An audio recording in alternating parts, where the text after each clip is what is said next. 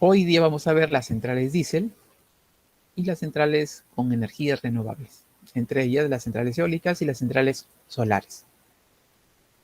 Las centrales diésel utilizan el combustible, el petróleo diésel como combustible para poder generar energía eléctrica a través de los grupos electrógenos. Anteriormente, este tipo de centrales eran los que más se utilizaban. Hoy en día ha ido disminuyendo su utilización debido a que se han incluido en la generación de energía eléctrica otros tipos de centrales, como las centrales a gas y las centrales de ciclo combinado. Debido a ello, este tipo de centrales ha ido disminuyendo su participación, su porcentaje de participación, pero hasta hoy en día se utilizan porque presentan ciertas características que todavía favorecen su utilización. Se utilizan bastante, por ejemplo, en sistemas pequeños. Los grupos electrógenos se utilizan como sistemas de emergencia, por ejemplo, en los hospitales. Cuando hay un corte del fluido eléctrico, ingresan a trabajar estos grupos electrógenos de pequeña potencia para cubrir la carga desde la edificación. En el caso de los hospitales, por ejemplo, para cubrir las cargas más importantes. En algunos casos cubren toda la carga, toda la instalación eléctrica. En algunos casos se seleccionan ciertas cargas importantes que se deben alimentar con este tipo de generación. También encontramos algunas centrales eléctricas que utilizan grupos electrógenos, sobre todo en horas punta, donde se requiere un mayor suministro de energía para alimentar la carga en horas punta.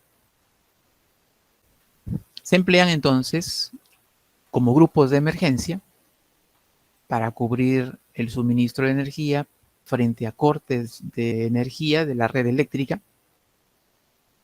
Se fabrican en tamaños que van desde los kilowatts hasta los megawatts, dependiendo de la potencia que se necesita, ¿no? Dependiendo de la potencia que se quiera alimentar. Una característica importante es que pueden entrar en funcionamiento rápidamente. Solamente requieren unos minutos para el encendido y ya pueden suministrar la potencia que se necesita. Entonces son rápidos para asumir carga. Esa es una de las razones también por las cuales se utilizan estos grupos electrógenos, ¿no?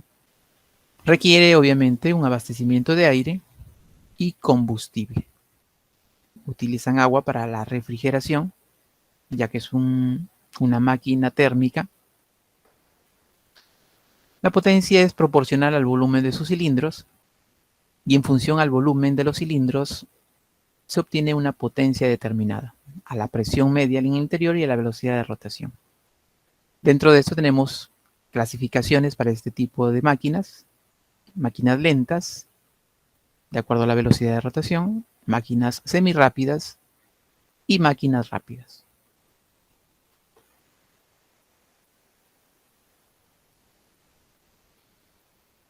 A continuación, vamos a ver las centrales eólicas. Este tipo de centrales utilizan la velocidad de la masa de aire a través de un rotor o a través de una turbina. Es captada esa energía cinética del aire por las aspas de la turbina y transformada esa energía cinética en energía eléctrica a través de un generador. La potencia que se puede obtener en estas centrales depende del área de barrido con las aspas, es decir, depende de la longitud de las aspas y depende de la velocidad del viento. Y como vemos, la velocidad del viento está elevada al cubo. Por lo tanto, depende en mayor medida de la velocidad. Requieren una inversión elevada, pero su costo de operación es mínimo, ya que utilizan una fuente renovable. Su costo de operación es bajo, similar a las centrales hidroeléctricas, pero su inversión sí es elevada. Además, para la instalación de este tipo de centrales se tienen que cumplir ciertas condiciones. Por ejemplo, la velocidad mínima del viento tiene que ser entre 3 a 4 metros por segundo. Si las velocidades son menores a estos valores, entonces no se puede instalar una central eólica. Por lo tanto, se tienen que hacer estudios de medidas de viento durante diferentes épocas, a modo de asegurar que existe una velocidad apropiada para poder instalar una central de este tipo. Así como existen valores de velocidades mínimas, también existen valores de velocidades máximas. No se pueden instalar este tipo de centrales en zonas en donde las velocidades superen a estos valores, entre 20 a 25 metros por segundo. Una desventaja de este tipo de centrales es que las velocidades del aire no se mantienen constantes durante todo el día, es decir, también fluctúan. Por lo tanto, al fluctuar las velocidades, la potencia que se obtiene también varía, ya que la potencia es directamente proporcional a la velocidad del viento.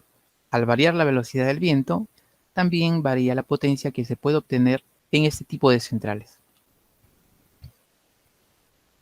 En algunos casos también se instalan estas centrales en los fondos marinos, en donde las profundidades no son muy altas, debido a que la velocidad del viento en estas zonas es bastante estable.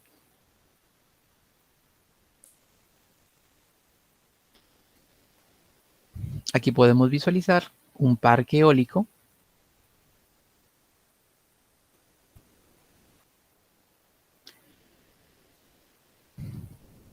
La altura de las torres puede llegar a valores hasta de 100 metros. A mayor altura de torre, obviamente también se utilizan mayor longitud de las aspas. Y a mayor longitud de las aspas, también tenemos un área de barrido mayor y por lo tanto se pueden obtener potencias mayores. En otras palabras, mientras mayor es el tamaño de la turbina eólica, mayor es la potencia que se puede obtener de ella. Ello también en relación a la velocidad del viento. En algunos casos las aspas o las palas pueden llegar hasta 50 metros de longitud. Y generalmente se utilizan 3 aspas, ¿no? Como podemos ver en las figuras. Pues ya se ha determinado que el número de aspas óptimo para el caso de las turbinas eólicas son 3. Acoplada en el mismo eje tenemos el generador, que es un generador de tipo síncrono. También puede ser asíncrono. Y para el acoplamiento utilizan conversores de electrónica de potencia.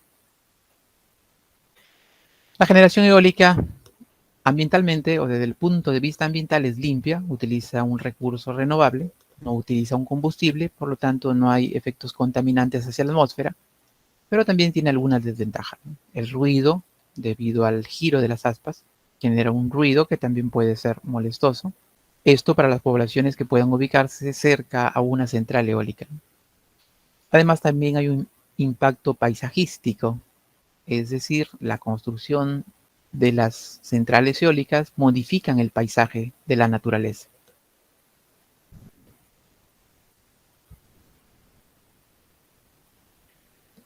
Otro tipo de centrales que utilizan energías renovables son las centrales solares. Podemos visualizar en la imagen una central solar. Aquí tenemos los paneles solares. Para la instalación de estas centrales también se tienen que cumplir ciertas condiciones. En este caso, se realizan estudios de nivel de radiación solar para poder determinar la ubicación apropiada de este tipo de centrales. Para el caso de las centrales eólicas y para el caso de las centrales solares, se tienen que realizar estudios previos para establecer si las condiciones son apropiadas o no para la instalación de estas centrales.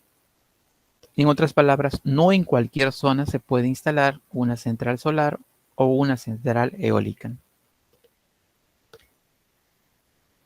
Como sabemos, aprovechan la energía contenida en la radiación del Sol, por lo tanto también se tienen que verificar los niveles de radiación.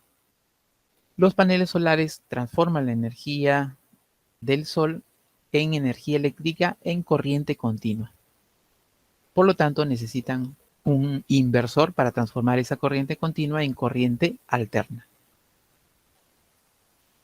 Este tipo de centrales tampoco genera contaminación al medio ambiente, ya que utiliza energía renovable. En comparación con las centrales eólicas, el sistema sí es silencioso, no emite ningún sonido. Su mantenimiento o su costo de mantenimiento también es bajo, pero también depende de la radiación solar. Como sabemos, no todos los días tenemos el mismo nivel de radiación, por lo tanto la generación tampoco es constante durante todo el día. Y como sabemos también, la ubicación del Sol va cambiando a lo largo de todo el día, por lo tanto la radiación que cae sobre los paneles solares también va variando, ¿no? Por lo tanto, una deficiencia es que no tienen una potencia de generación constante durante todo el día. También disminuye su potencia de generación en los días nublados, ya que su potencia es directamente proporcional al nivel de radiación.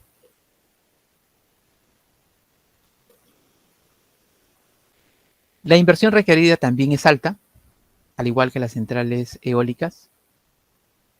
En los últimos años, los costos han ido reduciendo debido al desarrollo de la tecnología. Hace 20 años, por poner un ejemplo, los paneles solares costaban 5 veces más de lo que cuestan hoy en día. Conforme ha ido avanzando la tecnología, el costo de estos paneles solares también ha ido disminuyendo.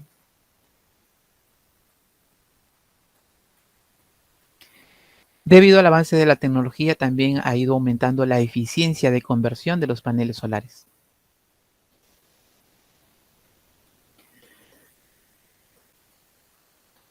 Para poder mejorar la generación con este tipo de tecnología, en algunos casos se utilizan sistemas que permiten seguir la ubicación del Sol.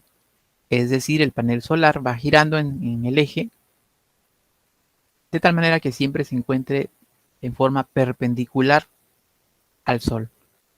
Eso permite mejorar la eficiencia y también asegurar de que la potencia sea lo más constante, la generación de potencia sea constante durante todo el día, ¿no?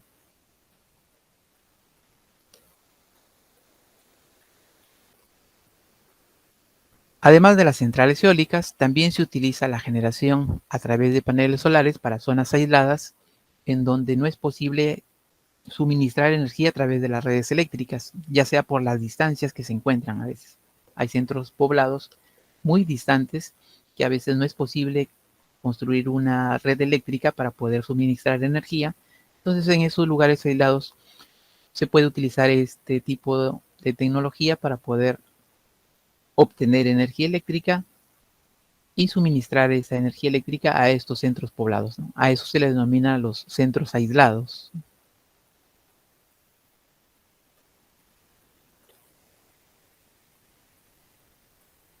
Hoy en día un concepto que también se está incluyendo es el concepto de energía distribuida.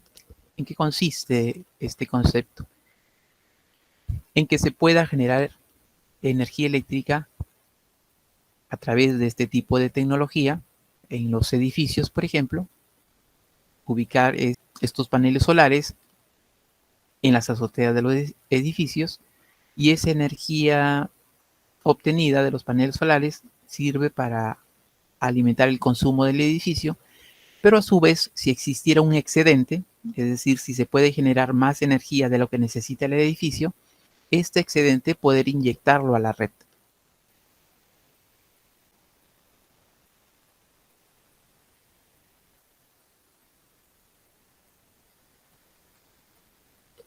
Para el caso de los sistemas eléctricos de potencia, como hemos visto, este tipo de centrales generan energía en corriente continua, por lo tanto, necesitan un inversor para transformar la corriente continua en corriente alterna y además un transformador para poder elevar la tensión y poder interconectar este tipo de centrales al sistema eléctrico.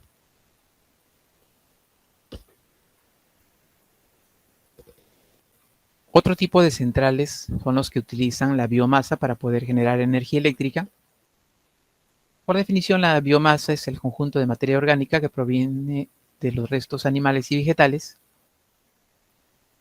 Estos restos se obtienen de granjas agrícolas creadas para este fin y a través de este proceso se puede generar combustible y a su vez obtener electricidad. Tenemos biomasa con alto contenido de humedad y biomasa con menor contenido de humedad. Para el primer caso se utilizan métodos bioquímicos en donde se degrada la biomasa por fermentación. Este proceso permite obtener etanol que se puede utilizar como combustible. Y a través del proceso de fermentación anaeróbica se puede obtener biogás. Para el caso de un menor contenido de humedad, se puede combustionar directamente el combustible. En algunos casos también como ayuda a la combustión del carbón, es decir, se combina la combustión del carbón con la combustión del biogás y con ello se disminuye el consumo de carbón.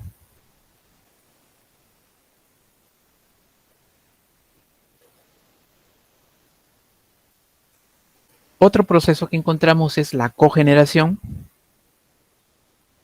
Por definición es la producción simultánea de energía eléctrica y energía térmica o energía calorífica.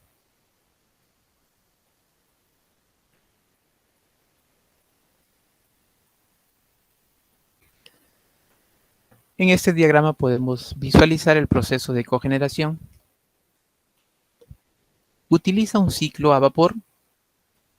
Aquí tenemos la caldera, en donde ingresa agua, ingresa el combustible.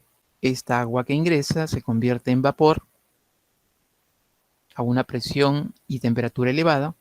Ese vapor es llevado hasta la turbina a vapor y en la turbina a vapor existe extracción de vapor como vapor saturado y ese vapor va a algún proceso determinado. Entonces se obtiene energía eléctrica a través de la turbina y el generador, pero también se obtiene energía calorífica a través del vapor saturado que sale de la turbina. Entonces se utiliza la energía eléctrica obtenida del generador y se utiliza la energía calorífica a través del vapor saturado que sale de la turbina. Este vapor saturado generalmente se utiliza en algún proceso. Una aplicación aquí en nuestra región es en las empresas azucareras. Ellos tienen este sistema en donde obtienen energía eléctrica para los motores eléctricos de la fábrica y el vapor lo utilizan para la cocción del jugo de la caña de azúcar, para obtener azúcar. Entonces utilizan la cogeneración. En el caso de las centrales a vapor, hemos visto, por ejemplo, no utilizan el vapor para un proceso. Este vapor que sale de las turbinas simplemente se condensa y regresa a la caldera. Entonces es la diferencia de este proceso con el proceso que se utiliza en las centrales a vapor. Obviamente la utilización de estos dos tipos de energía también mejoran la eficiencia del proceso.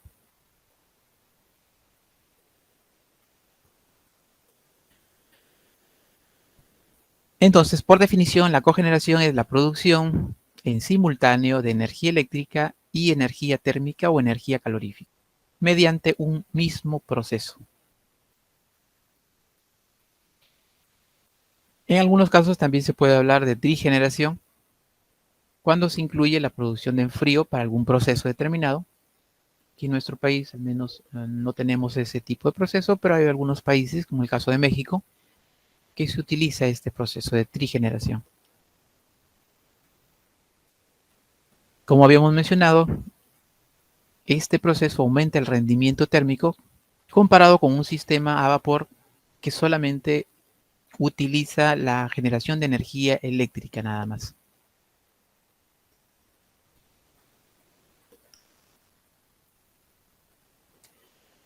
A continuación vamos a ver los sistemas de transmisión.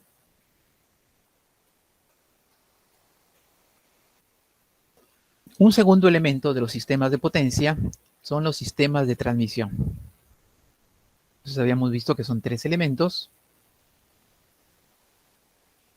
Generación, formada por todas las centrales eléctricas. Transmisión, formada por todas las líneas de transmisión. Y distribución. En generación tenemos todos los tipos de centrales eléctricas, centrales hidroeléctricas, centrales térmicas. Dentro de las centrales térmicas tenemos las centrales a vapor, las centrales que utilizan ciclo a gas simple, las centrales de ciclo combinado y las centrales diésel. Y además tenemos las centrales de energías renovables, como las centrales eólicas y las centrales solares. Entonces, vamos a ver este segundo elemento de los sistemas eléctricos de potencia, que es la transmisión.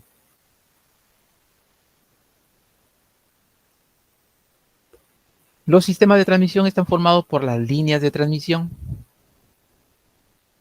Estos sistemas permiten transportar y distribuir la energía eléctrica.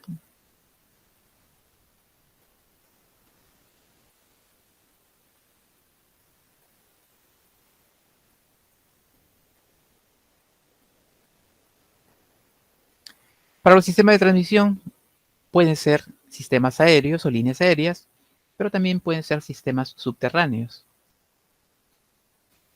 Los sistemas aéreos son más económicos que los sistemas subterráneos. Los sistemas subterráneos son más costosos debido al tipo de conductor que se utiliza. Por lo tanto, debido a esta diferencia de costos, los sistemas subterráneos se utilizan solamente en ocasiones especiales. Generalmente vamos a encontrar redes aéreas para los sistemas de transmisión.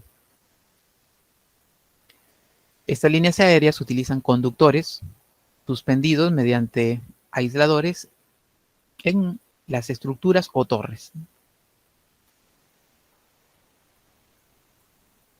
El nivel de tensión o voltaje depende de la distancia a la que se va a distribuir transportar, esta energía. Mientras mayor es la distancia a la cual se va a transportar la energía obtenida en las centrales eléctricas, mayor es el nivel de tensión.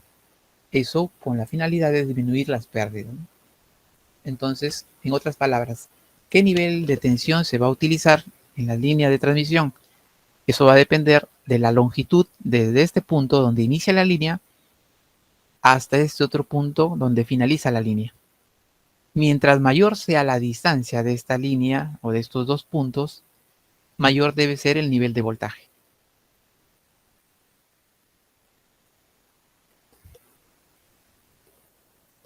De acuerdo a ello, también tenemos diferentes costos de acuerdo a los valores de voltaje utilizados. Mientras mayor es el nivel de tensión, mayor es el costo de la construcción de una línea de transmisión. Aquí tenemos algunos costos referenciales.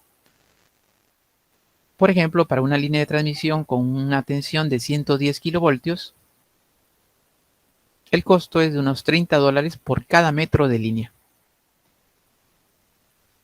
Si se utiliza una tensión de 500 kilovoltios, una tensión mayor a la anterior, el costo aumenta a $230 por cada metro de línea. Son precios referenciales que me permiten comparar los costos de acuerdo a los niveles de tensión. Mientras mayor es el nivel de tensión, mayor es la inversión que se tiene que realizar para la construcción de la línea de transmisión.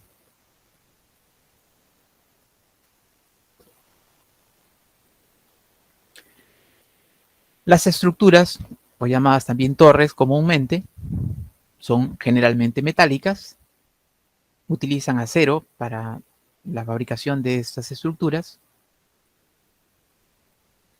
En algunos casos también se pueden utilizar postes de concreto e incluso de madera. Eso dependiendo de las condiciones ambientales. Hay zonas en donde el ambiente es bastante corrosivo y el metal se corroe rápidamente. Entonces, en esas zonas se suele utilizar madera para evitar que se deterioren rápidamente. La madera que se utiliza es una madera tratada, no es cualquier madera, para asegurar también un funcionamiento permanente sin daños a este tipo de estructura. La altura del conductor al suelo también está normalizada. Existen normativas que me especifican cuál debe ser la altura desde el conductor más bajo hacia el suelo. Eso con la finalidad de evitar posibles contactos accidentales con los vehículos que pueden pasar por debajo de una línea de transmisión y con la finalidad también de evitar los daños que pueden causar los campos magnéticos y eléctricos.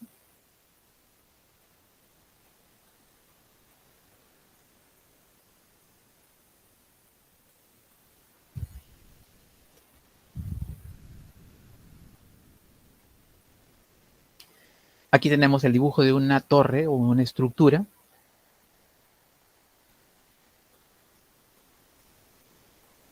Tenemos el cuerpo de la torre y en la parte superior aquí tenemos las cadenas de aisladores.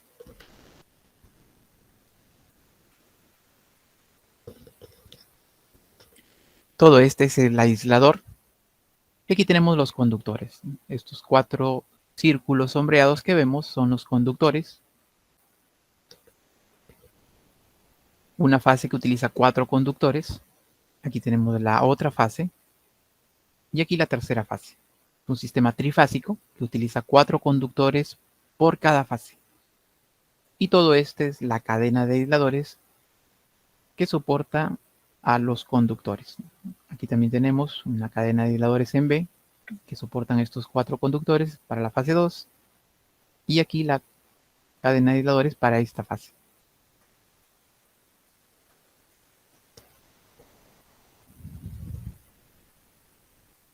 Esta cadena de aisladores evita que la corriente que circula por estos conductores llegue hasta la estructura.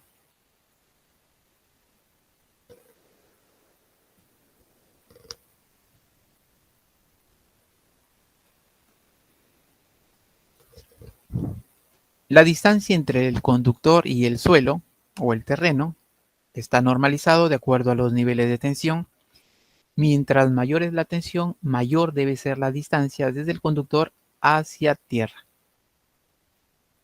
Entonces la altura, el tamaño de la torre va a depender directamente del nivel de tensión.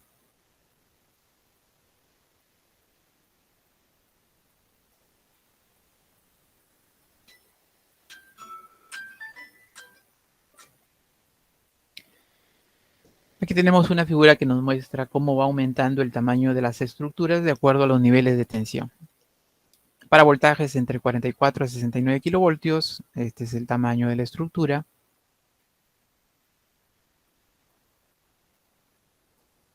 Para 44 a 161 kilovoltios, el tamaño aumenta y también aumenta el tamaño de los aisladores. Para niveles de tensión de 120 a 315 kilovoltios, el tamaño de la estructura es mayor. Aquí tenemos también los aisladores que soportan a los conductores. Para 230 a 315 kilovoltios, pueden utilizar este tipo de estructuras. Y para 450 a 735 kilovoltios, podemos ver que el tamaño es mayor. Y también el tamaño de la cadena de aisladores aumenta en función al nivel de tensión. Por lo tanto, al aumentar el tamaño de las estructuras deben ser más robustas y el costo de las estructuras también aumenta en función al nivel de tensión. Por eso habíamos mencionado hace un momento que el costo de la construcción o de la inversión para una línea de transmisión es mayor mientras mayor es el nivel de tensión.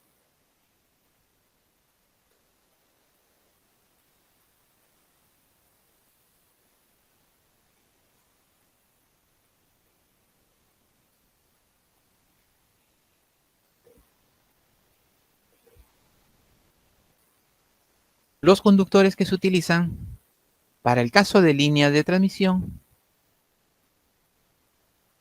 son conductores de aluminio. En algunos casos se utiliza el cobre, pero mayormente se utiliza el aluminio. Para el caso de instalaciones interiores, instalaciones en casa, por ejemplo, o dentro de un edificio, se utiliza el cobre. Pero para el caso de sistemas de transmisión, se utiliza el aluminio. En algunos casos, aluminio solo o puro, y en algunos casos con algunas aleaciones.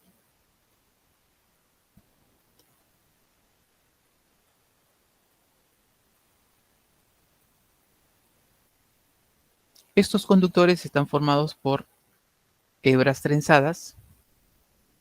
Aquí podemos visualizar, no es un conductor sólido, sino que es un conductor formado por varios hilos o hebras que son trenzadas. Y aquí podemos visualizar también estos hilos trenzados en la parte superior de la figura. Este es un corte transversal del conductor y así se ven los hilos que están distribuidos de forma circular en capas. Entonces aquí tenemos 2 capas de conductores de aluminio. El centro es un núcleo de acero que le da mayor resistencia mecánica al conductor. Esta parte central es acero, son hilos de acero, y alrededor tenemos los hilos de aluminio.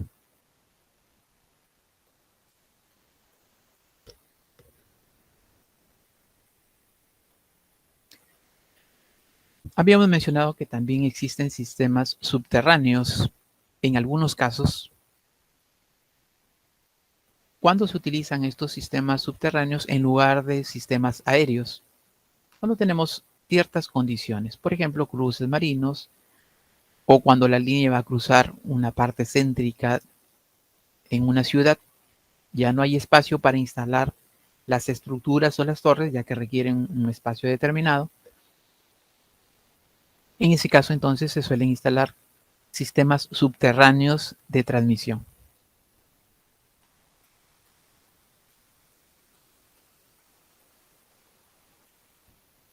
Para ello se utilizan cables de poder, o cables subterráneos. Estos cables son más costosos que los cables que se utilizan en sistemas aéreos, debido a que tienen que tener el aislamiento necesario para poder evitar una fuga de corriente y además para mantener aisladas las fases del sistema. Todos estos componentes que vemos aquí permiten aislar el nivel de tensión que existe en cada conductor. Y eso hace que aumente el costo de estos sistemas subterráneos y de este conductor que se utiliza para esos sistemas.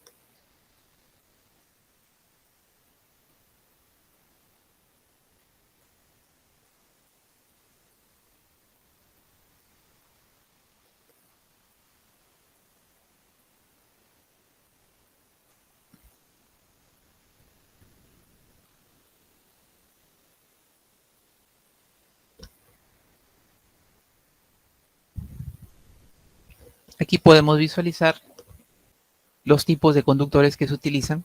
Este es un conductor de aluminio.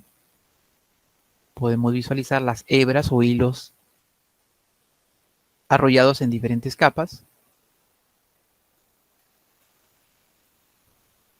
Aquí un tipo de conductor ACSR.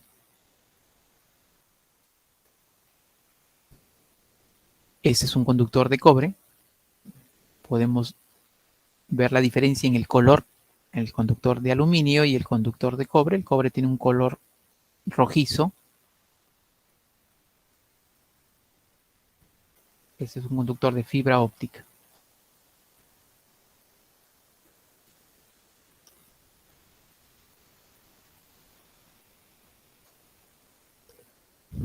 Para el caso de las estructuras, también tenemos diferentes modelos de estructuras.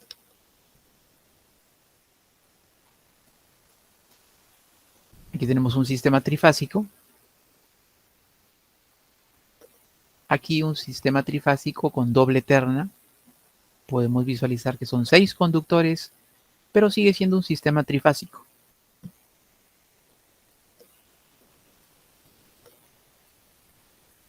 Dos conductores constituyen una fase, ¿no? Se ha dividido cada fase en 2 conductores para poder transportar la corriente, pero sigue siendo un sistema trifásico. Aquí vemos 6 conductores, vamos a ver luego que pueden ser más conductores incluso, pero sigue siendo un sistema trifásico.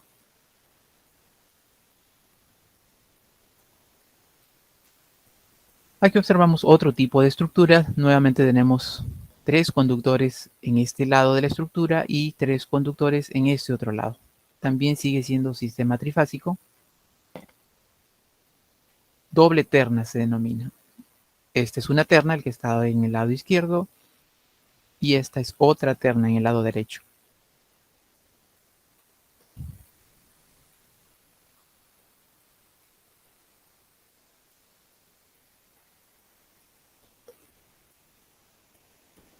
Aquí vemos otro tipo de estructura. Podemos ver que hay 2 conductores en la fase.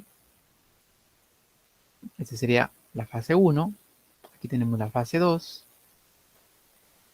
Y esta es la fase 3. En este caso son 2 conductores por cada fase.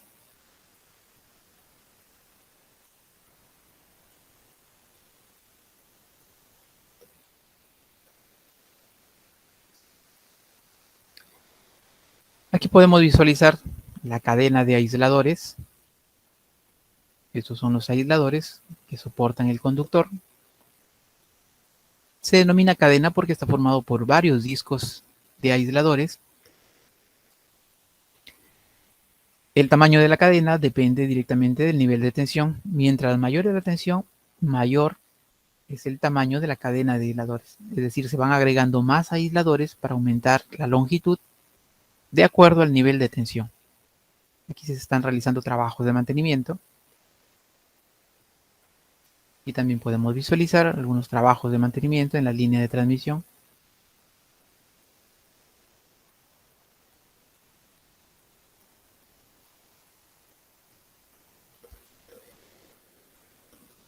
Aquí puede verse la proporción del tamaño de la cadena de aisladores con respecto al tamaño de la persona.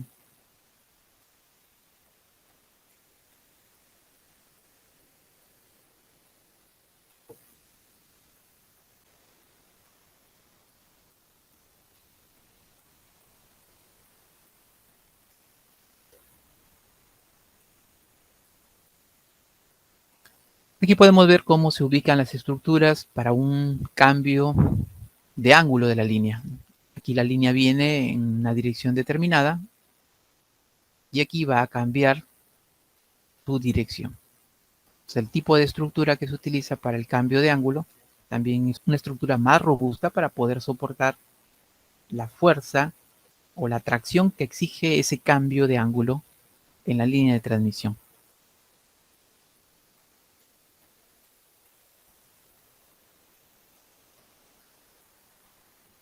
Aquí puede notarse que hay 3 conductores por fase.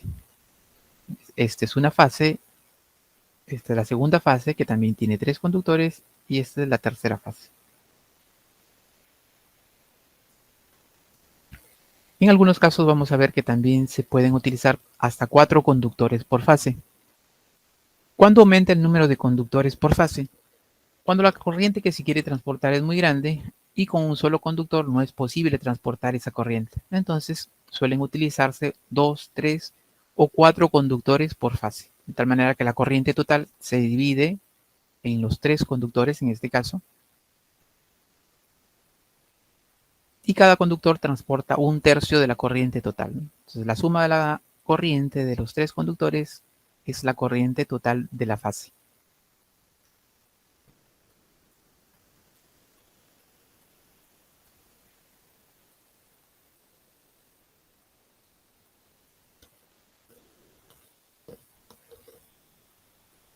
Aquí podemos visualizar el cruce de un río.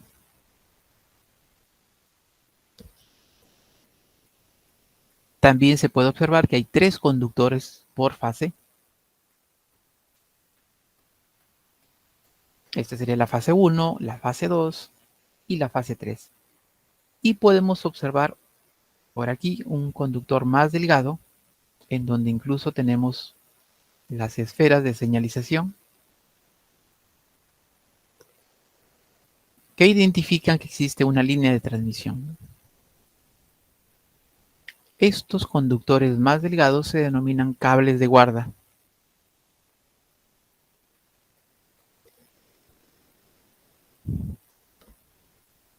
La función de estos cables es captar cualquier descarga atmosférica, es decir, la descarga de rayos, y evitar que esos rayos caigan sobre las líneas de transmisión.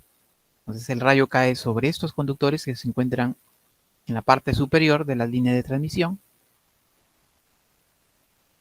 y a través de la estructura descargan el rayo que cae hacia tierra.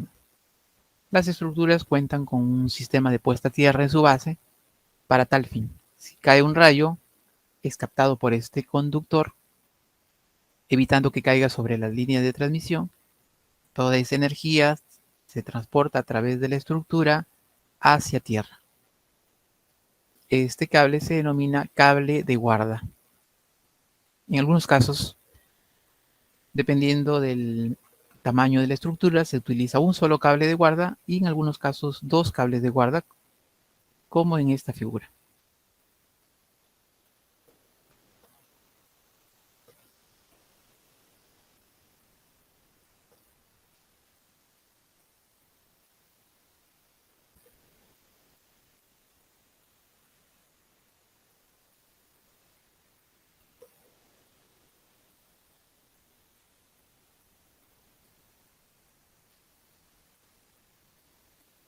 Veamos ahora las subestaciones de potencia.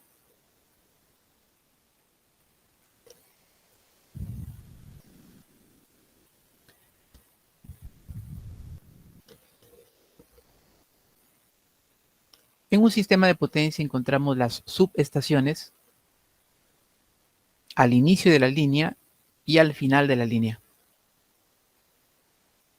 En el primer caso, la subestación de potencia permite interconectar la central de generación con la línea de transmisión. Y en esta subestación de potencia se eleva la tensión para poder transportar la energía generada en la central eléctrica. Entonces aquí tenemos una primera subestación de potencia en donde se encuentra el transformador como el equipo principal y además de otros elementos que vamos a ver. Y al finalizar la línea encontramos otra subestación de potencia que permite disminuir el voltaje para poder enviar la energía transportada hasta los centros de consumo.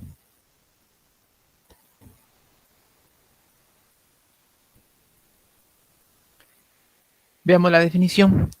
Constituyen los nudos de la red eléctrica. Entonces, ¿qué encontramos en una subestación de potencia? Todos los elementos o equipos que permiten conectar o desconectar las líneas. Aquí encontramos, además del transformador, los interruptores, los seccionadores, los transformadores de medida que me van a permitir medir el nivel de tensión que llega, la corriente que llega o que parte, dependiendo de la ubicación de esta subestación, la potencia que se está transportando, la energía, todo eso, todos esos equipos se encuentran en la subestación. Aquí encontramos entonces interruptores, seccionadores, además de los equipos de control y los equipos de protección y medida. Los equipos de protección son los relés y los pararrayos. Los equipos de medida son los transformadores, ya sea de voltaje o de corriente, que permiten medir el nivel de tensión y el nivel de corriente y a su vez la potencia que se está transportando.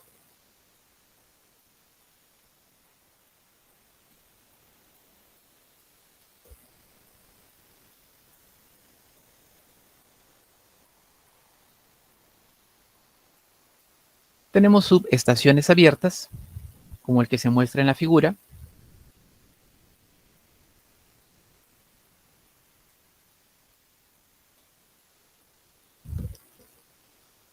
Todos los equipos están al aire libre, por eso se denomina subestación abierta. Están ubicados a una altura determinada del suelo con la finalidad de evitar algún contacto con el personal que trabaja y ubicados a cierta distancia, una de otra, para asegurar el trabajo apropiado de cada uno de estos equipos. La unión o la conexión de los equipos se realiza por medio de barras. Estas son las barras. En este caso es la barra principal. En realidad son conductores también que se utilizan para hacer la conexión de los equipos. Entonces aquí tenemos la llegada de la línea de transmisión. Son los 3 conductores que llegan. Y a continuación tenemos una serie de equipos antes de conectarse a la barra principal. ¿Qué equipos encontramos?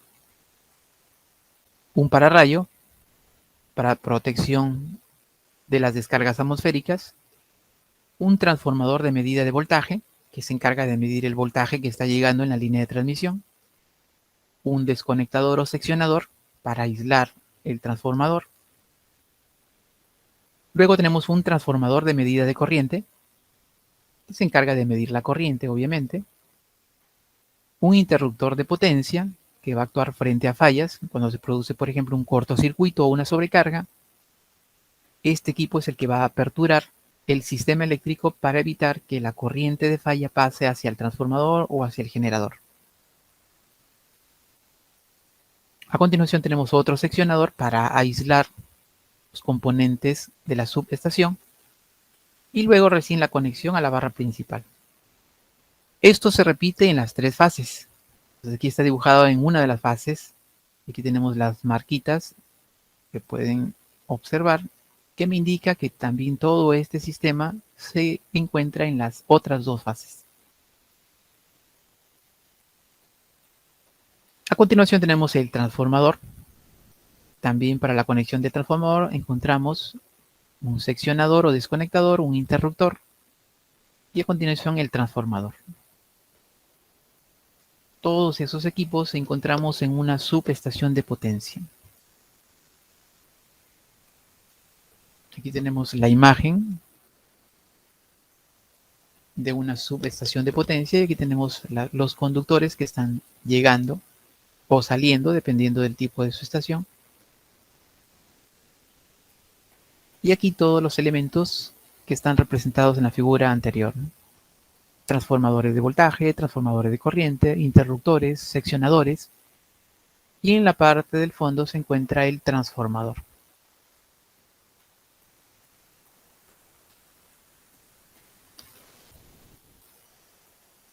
Un tipo de subestación abierta podemos ver en la subestación de Las Brisas, camino a Pimentel.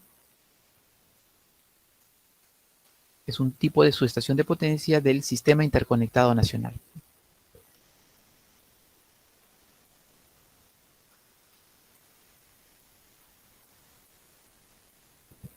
El segundo tipo de subestaciones de potencia son las subestaciones encapsuladas.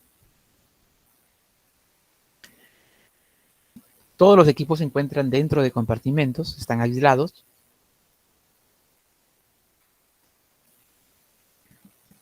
Aquí en la figura podemos visualizar una subestación encapsulada. Entonces, todos los equipos que hemos visto en una subestación abierta también se encuentran aquí, pero todo está encapsulado. Estas subestaciones ocupan mucho menos espacio que una subestación abierta, pero también son más costosas. Este tipo de subestación es bastante compacta. Todo está protegido. Hay un mínimo riesgo en cuanto a fallas y accidentes. Los niveles de aislamiento son mucho mayores, pero eso también aumenta el costo de este tipo de subestación. Mientras mayor es el nivel de tensión, mayor es el costo de estas subestaciones. ¿Cuándo se utiliza este tipo de subestación? Cuando los espacios en donde se va a instalar la subestación es reducido, no hay espacio para instalar una subestación abierta, entonces en su lugar se instala este tipo de subestación, pero el costo es mucho mayor.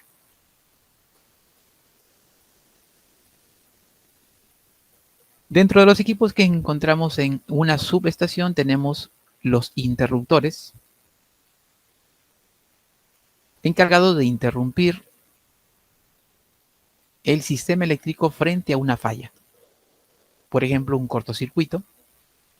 Es este equipo el que va a aperturar el sistema eléctrico, similar a la función que tiene un interruptor termomagnético en casa, por ejemplo. Cuando se produce un cortocircuito es el interruptor quien se apertura. La función de este equipo entonces es aislar la línea de transmisión en donde se produce la falla del resto del sistema, evitando que esas corrientes de falla, que son corrientes muy altas, lleguen hasta el transformador o hasta el generador y puedan dañar estos equipos.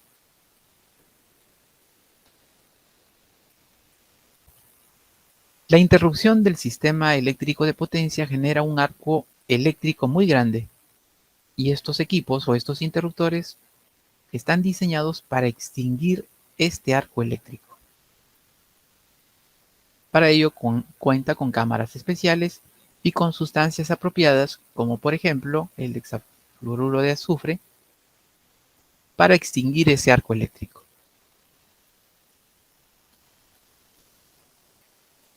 Aquí tenemos en la imagen un interruptor de potencia, uno en cada fase. Este es para una fase, aquí tenemos para la fase 2 y aquí para la fase 3. Entonces en cada fase va un interruptor. Aquí tenemos otro tipo de interruptor de potencia.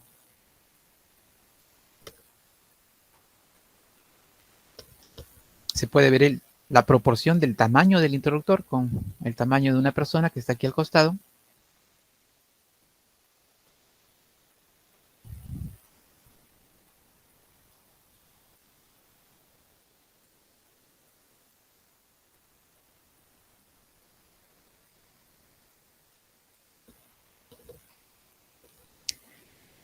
Otro equipo que encontramos son los desconectadores o los seccionadores. Estos equipos no pueden interrumpir el sistema frente a una falla. Esa función es de los interruptores. Solo se pueden aperturar, abrir o cerrar para aislar los equipos cuando ya no exista corriente. Es decir, las instalaciones deben estar desenergizadas para poder maniobrar estos equipos.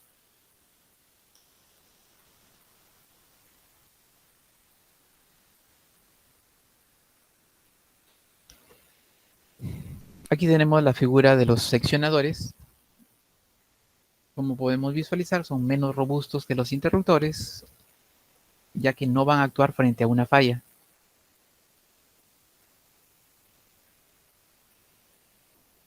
Se utilizan para aislar cierta parte de la subestación para trabajos de mantenimiento, pero su apertura o su cierre se realizan sin carga.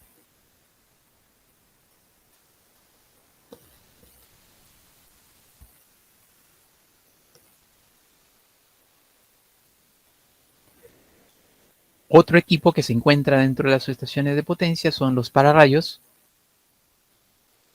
Como sabemos, estos equipos desvían hacia tierra las descargas atmosféricas, o como su nombre lo indica, los rayos. Captan los rayos de la atmósfera cuando se produce una tormenta eléctrica, y toda esa carga almacenada es desviada hacia tierra. Los pararrayos están conectados a un sistema de puesta a tierra con la finalidad de desviar toda esa carga eléctrica hacia tierra, evitando que los rayos puedan caer sobre cualquier equipo de la subestación de potencia.